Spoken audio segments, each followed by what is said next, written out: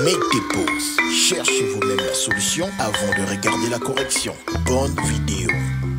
Pour les exercices 151 à 153, on considère la suite UN définie pour tout n appartenant à grand N par UN égale à 4n-1 sur n plus 1. Donc déjà, on voit qu'on a défini cette suite par une formule explicite. On rappelle qu'une formule explicite, c'est lorsque UN est une fonction de n. C'est-à-dire que dans l'expression de UN, on ne retrouve pas U quelque chose, on retrouve juste n et il suffit juste de connaître n pour calculer UN. Pour obtenir cette fonction, il suffit juste de prendre l'expression de UN et de remplacer les n par x, avec x qui est un réel positif, c'est-à-dire supérieur ou égal à 0, c'est-à-dire appartenant à l'intervalle 0 inclus plus l'infini. Car n étant un entier naturel, x qui remplace n va donc rester dans l'ensemble des nombres positifs parce que les entiers naturels sont des nombres positifs. Mais jusque pour les x, ce sont des réels, donc c'est pour ça qu'on prend l'intervalle 0 plus infini. Pour l'exercice 151, on nous dit la valeur de U1 est. Pour pouvoir calculer U1, il faut tout simplement dans l'expression de UN, donc la formule explicite, le terme général de UN, l'expression de UN en fonction de n, il faut tout simplement remplacer tous les n par des 1. Ce n, je le remplace par 1. Et si vous commencez à remplacer un n par une valeur, par exemple la valeur 1, il faut remplacer tous les autres n par cette même valeur 1. Donc ce n, je le remplace par 1. Sauf que ici, si je laisse ça comme ça fait 41. Alors que ici, c'était une multiplication. On a perdu la multiplication avec 41. Donc quand on a du 4n, il faut bien savoir que 4n, c'est du 4 fois n. Et c'est maintenant que c'est très important de se souvenir que c'est du fois. Car quand on parle de 4 fois 1, ce n'est pas la même chose que 41. Donc il est très important de remettre ce fois une fois qu'on remplace le n par une valeur comme 1. De même, ce n au dénominateur, on va aussi le remplacer par 1. Une fois que tous les n ont été remplacés par 1, on voit clairement U1 égale à ce calcul. On va donc effectuer ce calcul. Bien respecter les règles de priorité opératoire. Priorité au calcul entre parenthèses, priorité au calcul de puissance, priorité à la multiplication et à la division, priorité à l'addition et à la soustraction. Donc ici, priorité à la multiplication avant la soustraction. 4 fois 1, 4. Puis la soustraction moins 1, 4 moins 1, ça donne 3. Et au dénominateur, c'est juste 1 plus 1 qui donne 2.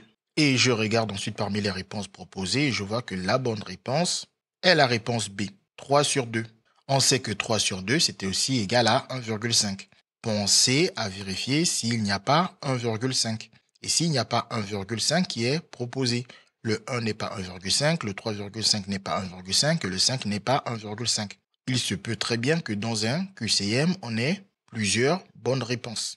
Pour l'exercice 152, on cherche la valeur de n telle que UN prend la valeur 3, c'est-à-dire UN égale à 3. Une première méthode, ce serait de faire tous les calculs possibles pour toutes les valeurs de n proposées. C'est-à-dire que dans la formule, on remplace n par 2, on calcule pour voir si on obtient 3. On remplace n par 3, on remplace n par 4, on remplace n par 5 et on voit quels sont les résultats qui donnent 3. Cette méthode peut s'avérer très longue parce qu'il faudrait faire tous les calculs. Surtout si on ne trouve pas la bonne réponse dès le départ. Et surtout si il y a plusieurs réponses possibles.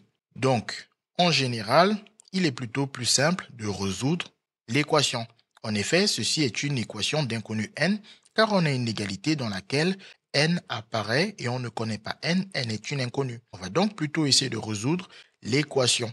Pour résoudre cette équation, on commence par remplacer un par son expression donnée dans l'énoncé. Puis ici, on voit qu'on a un quotient et de l'autre côté, on a juste 3. On sait qu'en général, avec les quotients, on utilise les produits en croix. Donc, ce serait bien de faire apparaître un quotient de l'autre côté. On peut alors mettre le 3 sur 1 pour avoir un quotient. Puis, on va utiliser le produit en croix. Ce qui nous donne 4n-1 fois 1 égale 3 fois n plus 1. Puis, soit vous distribuez le 1, ce qui nous redonnera 4n-1, parce que 1 fois quelque chose redonne cette chose. Et c'est justement ce 1 fois quelque chose redonne cette chose qu'on va utiliser. 1 fois toute cette parenthèse redonne toute cette parenthèse. Donc, à gauche, de l'égalité, on obtient 4n-1. Du côté droit, on distribue le 3. 3 fois n, 3n. 3 fois 1, plus 3 parce qu'on a plus 1. Puis pour continuer la résolution, on fait passer les n d'un côté et les nombres qui n'ont pas de n de l'autre côté. Ce 3n passe de l'autre côté, il devient moins n parce qu'on fait une soustraction des deux côtés par moins 3n. Moins 3n à gauche, moins 3n à droite. À gauche, cela donne 4n moins 3n. À droite, ça donne 3n moins 3n qui donne 0n. Mais 0n, c'est 0. Et comme on a déjà le nombre 3 et le nombre moins 1 qui va passer de l'autre côté, ce 0, on n'aura pas besoin de l'écrire. Maintenant, on doit faire passer le moins 1 de l'autre côté. Pour cela, on fait plus 1 à gauche et plus 1 à droite. À gauche, ça fait plus 1 moins 1, ça donne 0. Mais comme on a déjà 4n moins 3n, pas besoin d'écrire ce 0. Et à droite, ça nous fait plus 3 plus 1. Ensuite, 4n moins 3n, ça fait 1n. Mais 1 fois quelque chose, parce que 1n, c'est 1 fois n, et 1 fois quelque chose, ça redonne ce quelque chose. Donc ce 1, on n'a pas besoin de l'écrire. Et le 3 plus 1, c'est 4. Donc on obtient que un égale à 3, c'est équivalent à n égale à 4. Donc l'avantage de cette méthode, c'est qu'elle nous donne directement toutes les solutions possibles. Et là, elle nous dit que la seule solution, c'est juste n égale à 4. Donc en regardant parmi les réponses proposées, la bonne réponse est la réponse C. On n'a pas besoin de tester les autres. Pour l'exercice 153, on nous demande l'expression de un plus 1. On nous donne plusieurs propositions.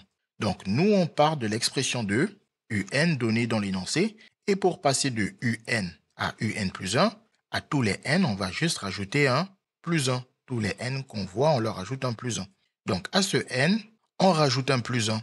Et dès qu'on a rajouté un plus 1 à un n, il faut obligatoirement le faire pour tous les autres n. Donc à ce n, on rajoute un plus 1. Maintenant ici, on a un gros problème si on laisse l'écriture telle qu'elle. Les priorités opératoires disent que le 4 fois n est prioritaire devant le n plus 1. Alors qu'on voit clairement qu'il faut faire n plus 1 avant de faire 4 fois n. Pour dire qu'il faut d'abord faire n plus 1 avant de faire 4 fois n, il faut à tout prix mettre des parenthèses. Donc ces parenthèses ici sont obligatoires. Et pour ce n au dénominateur, pareil, il faut aussi lui rajouter un plus 1. Si vous ne savez pas quand est-ce qu'on met ou on ne met pas des parenthèses, vous pouvez mettre votre n plus 1 entre parenthèses. Sauf qu'ici, les parenthèses vont être facultatives. Parce que ici, on a une addition et ici, on a une addition. Et on n'a donc pas de priorité particulière entre les deux additions. On peut donc d'abord additionner ce plus 1 avec ce plus 1 ou d'abord additionner ce plus 1 avec ce n. Mais comme le n, on ne le connaît pas et qu'on ne peut donc pas faire le calcul n plus 1, on va donc choisir de faire l'autre addition, c'est-à-dire de faire plus 1 plus 1. Et comme plus 1, ça donne 2, ou plus précisément plus 2, au dénominateur, on a donc déjà n plus 2. Quant au numérateur, ici, on a une parenthèse, la multiplication étant prioritaire devant la soustraction. Il faut donc commencer par gérer cette multiplication.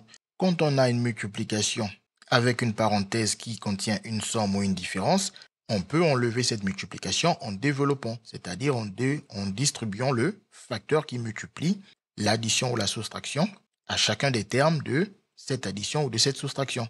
On distribue le 4 à n, puis on distribue le 4 à 1. 4 fois n donne 4n. Et 4 fois plus 1 donne plus 4. Et ensuite, on rajoute ce moins 1. Et ensuite, ici, on a une addition, donc 4, qui peut s'additionner avec 4n.